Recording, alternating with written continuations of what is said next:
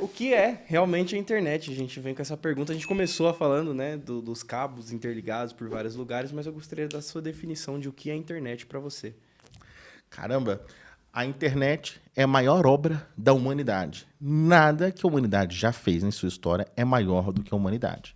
Essa coisa que está aqui nessa sala, que está nesse telefone, que está no bolso das pessoas, no bolso aqui na frente de vocês tem, é quase onipresente. Ela é uma peça única e inteiriça. Então, onde a gente está aqui no estúdio, para qualquer casa brasileira que tem internet, é um sistema contínuo ligado entre si. Nada é parecido com isso. Energia elétrica não é assim. Quando você tem uma usina que gera energia, ela não atende o país inteiro, né? Nem todo mundo é atendido por Itaipu. Então, é um sistema que é fragmentado. Então, todas as rodovias, todas as ferrovias, nada é tão contínuo, tão único como a internet. Se a gente for pegar, por exemplo, até no próprio Brasil, as ferrovias, né? Tem ferrovias que são próximas que a bitola, né? A distância, o tamanho do trilho do trem é diferente, ele não é compatível. As comunicações, bom, vários países têm idiomas diferentes, então a comunicação, a fala, ela não é unificada, mas a internet é absolutamente a mesma. E pensar nisso é bonito que hoje, 22 de maio, mais de 73, o padrão Ethernet foi criado. E desde essa criação que foi feita no dia de hoje, em 73, persiste até hoje.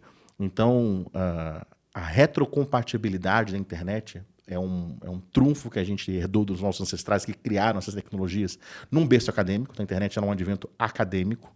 Então, por isso que ela é tão retrocompatível, por isso que ela é tão estável, porque quem faz um produto tecnológico pensa no consumo rápido dele, né? Sim. Então, se você pensa que qualquer fabricante de qualquer roteador, qualquer computador, qualquer celular no mundo inteiro, não importa o que foi feito, ele funciona nessa rede única, isso é um trunfo para a humanidade fascinante. Se você pensa numa rede social, você não consegue postar de uma na outra. Não existe a interoperabilidade entre redes sociais, não existe a interoperabilidade de softwares. Você salva um documento num software, nem sempre o outro vai conseguir editar.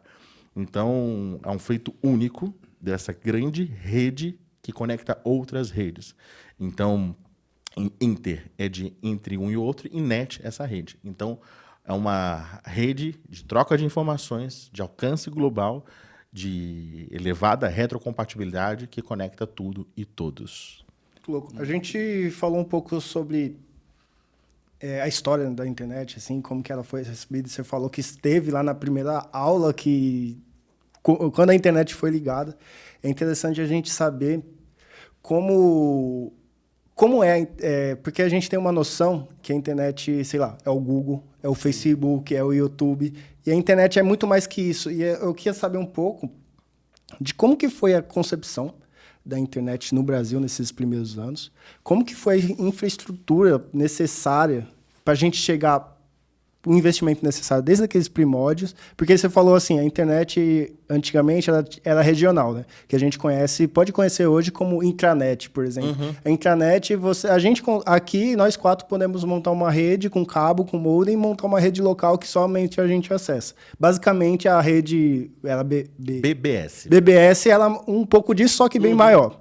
Aí foi expandindo, que essas redes intranets foi conectando através do mundo.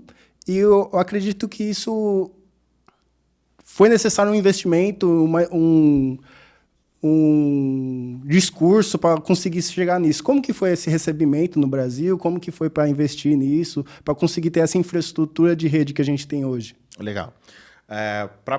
Quando ela chegou aqui no Brasil, ela foi muito impulsionada pela nossa academia.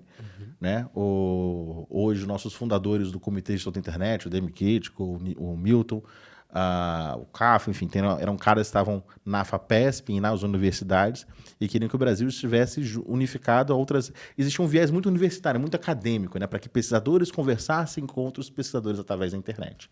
O que a gente chama de WWW, World Wide Web, ela foi criada por um acadêmico de física, então, escapando do país dele, na Europa, que ele criou essa ideia do hipertexto, que você abre um documento, uma palavra sublinhada, você clica e você vai para outro documento. Né? O href, a href, né, a tag. Então, quando ele inventou isso, era para basicamente que um documento se linkasse a outro documento. Então, quem construía essa rede e os usuários deles faziam imagem e semelhança das necessidades deles. Era uma rede proeminentemente acadêmica. Eu acho interessante pontuar que, apesar desse berço acadêmico, o berço militar é mais antigo, né? Então, a motivação foi militar nos Estados Unidos. No Brasil, essa característica militar já acabou não acontecendo. Ela veio com uma natureza bastante acadêmica, de interligar as instituições brasileiras a outras universidades no exterior. Mas quem fez girar esse motor foi o setor privado. Então, a internet tem muito pouco de governo, quase nada de governo, para poder ser um pouco maldoso com eles. Eu falo que eles só cobram impostos.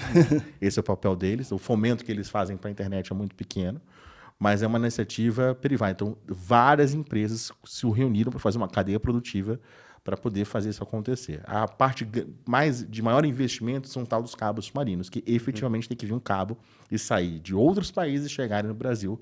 A primeira conexão foi com os Estados Unidos, e esses cabos, vocês devem imaginar como eles são muito grandes, eles custam a partir de $1 bilhão de investimento. Coisa leve.